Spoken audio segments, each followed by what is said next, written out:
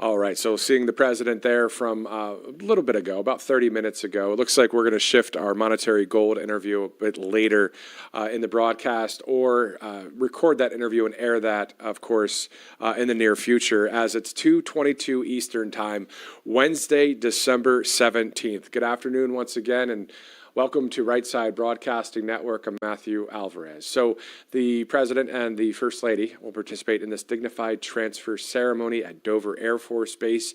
Again, according to the Des Moines Register, the President will participate in the dignified transfer of the bodies of 2 slain Iowa National Guard members when they arrive in the United States, which of course they are here now.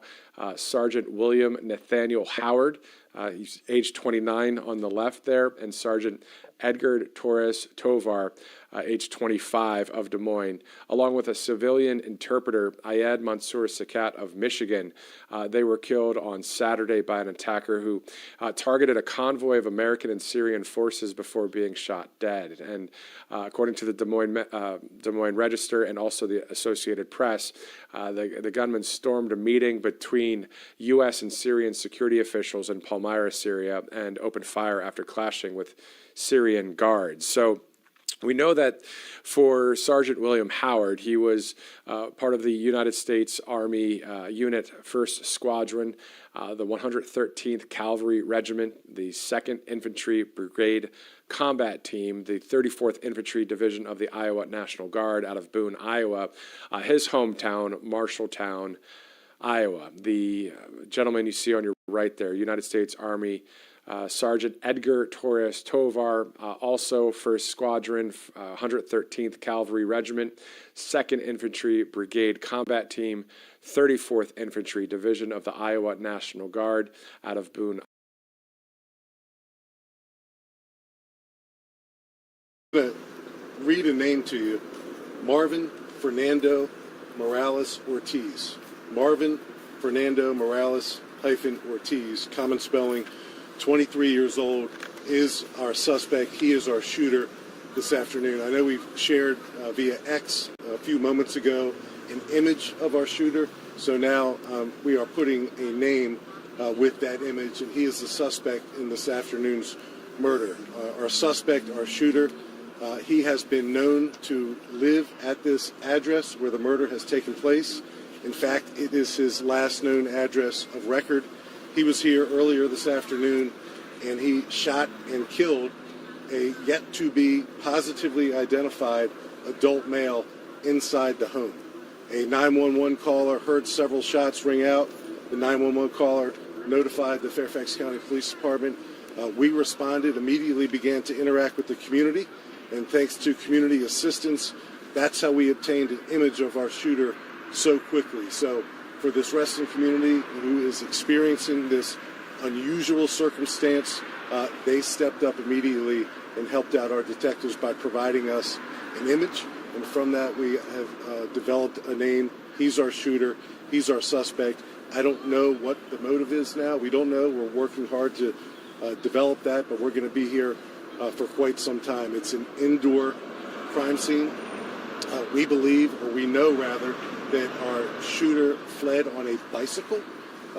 We have recovered that bicycle nearby, and we know after he hopped off the bicycle, he fled on foot. So that's why we have such a heavy police presence and a perimeter, and a couple elementary schools have been impacted by it that we can talk about if you'd like as well. I've been in contact with our school superintendent, Dr. Michelle Reed, as we always partner with them, particularly when schools and young people are impacted by a crime scene like this one in an otherwise quiet residential community. I will pause right there and take any questions. Chief, this is Tisha Lewis with Fox 5. I want to ask you, if the shooter is still at large, what other strategies are you implementing to make sure that residents in this immediate area are staying safe? Because it's been described as a very active search right now. And you also mentioned that a couple schools are on lockdown. Can you tell us the schools that are on lockdown? Because right now we're only aware of Dogwood being on lockdown. Yeah, Assistant Chief Brooke Wright's going to describe the schools and of the different strategies and techniques that are taking place to locate the shooter beyond sharing his image publicly on social media, beyond now sharing his name. He's certainly known to this community, probably this greater community. And then we have other investigative techniques that we employ with our detectives. So we're working really hard to find him and put him in handcuffs. But right now, it is an active search. The last we know, he hopped off a bicycle that he abandoned and fled on foot in this neighborhood. So you can probably still hear our helicopter, probably your helicopters as well. But now we have an image, we have a name, we're announcing it publicly. We need the community to continue to assist us. They've already been a great help so far until we get this person in custody. I'll turn it over to Assistant Chief Brooke. Follow up really quick, Sure. though. Is the community in danger right now? No, I've been, unfortunately, been at too many of these scenes over my career, and there's certainly levels of concern that any community has when a suspect is at large. We have not recovered the firearm that our suspect used to shoot and kill this other man in this house. So we are considering him to be armed. And if he is armed, he is dangerous, hence armed and dangerous. We don't have any particular specific information that he is heading to any location in particular. So we're casting a wide net. We want people to be aware of who he is, what he looks like, or what he was last wearing, and his name. And we're asking our entire community, whether it's schools or residents or businesses, to be alert and call 911 immediately if they even think that they see our shooter. Chief Wright.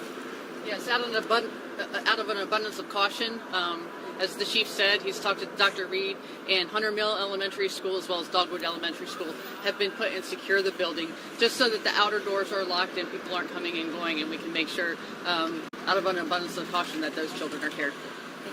Thank you. The victim relationship to the suspect, do they live inside this unit? So we believe that our shooter and our victim are known to each other. I don't have any specifics beyond that right now because we're still working to positively ID our victim. They're both adult males. Again, our shooter, our suspect, has been known to reside at this residence. In fact, it's his last known address of record. Our victim does, we believe, reside at this residence. So there is a familiarity, to say the least, between the two. And from that, particularly an indoor crime scene when victims and suspects are known to each other, we like to say as soon as we can that there's no continuing danger to the community. But in this particular case, we don't have our shooter in custody.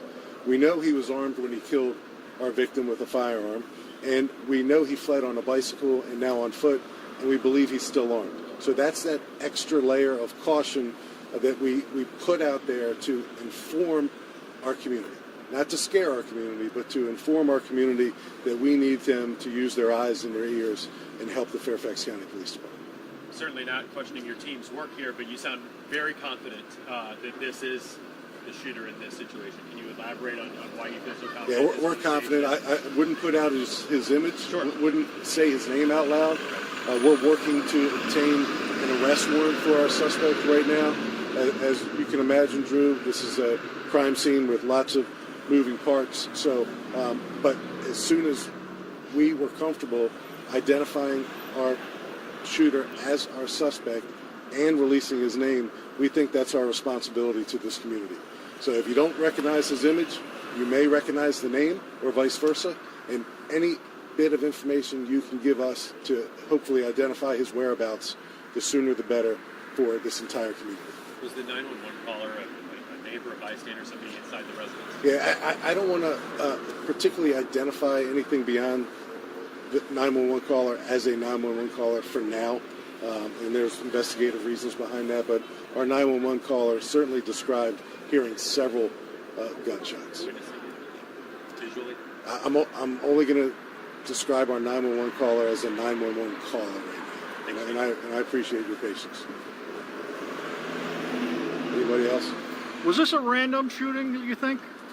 No, as I hopefully attempted to do in describing the potential realistic familiarity between our shooter and our victim, they probably have resided in the same house, either now or at some time in the past before. So logically, to assume that they know each other and are familiar with each other is a safe bet to make. But regardless, we need to put handcuffs on a person who just shot and killed another human being inside of a home in this residential community, and that's what we're working really hard to do. Certainly possible that he's holed up somewhere in somebody else's place. Any message for a friend of this individual or a relative who might be having him over right now? Beyond do the right thing, and if you're aware of his whereabouts or if you're harboring him, and I would hope that that wouldn't be the case, but if you find yourself in a predicament, and it's a scary predicament to have someone attempt to seek refuge in your residence or seek your help to escape or to otherwise abscond, that in and of itself is a crime. So for those who have been or may have been approached by this shooter, by this killer, asking for help, that help is tantamount to a crime. So don't get yourself in a position where you can't make a U-turn. Find a way, a safe way, to call 911 and get our police officers and our detectives out to the scene so we can safely take this man into custody. Chief, right, it's getting close to end of the day at these schools that are secured.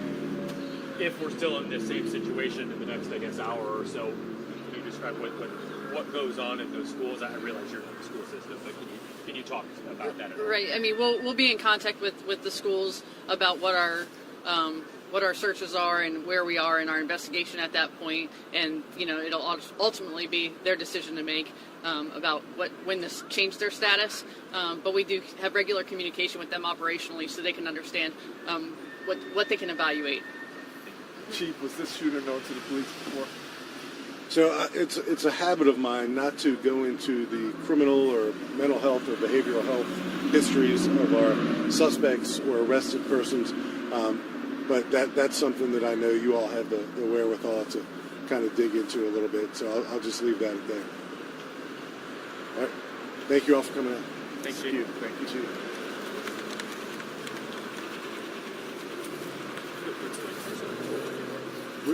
All right, guys, as always, we'll have updates when they're available, of course, on our social media, and then expect a press release, of course, as soon as we're able to put out some information. All right, great. Thanks, guys. Good seeing everybody. Thank you for coming out. Appreciate it. I'm just down here, so I'm just going to go drop this, and then they've got the flag, obviously. Hey, Cap, let's get the... Are you off from this? Come on. So, I'll be right back.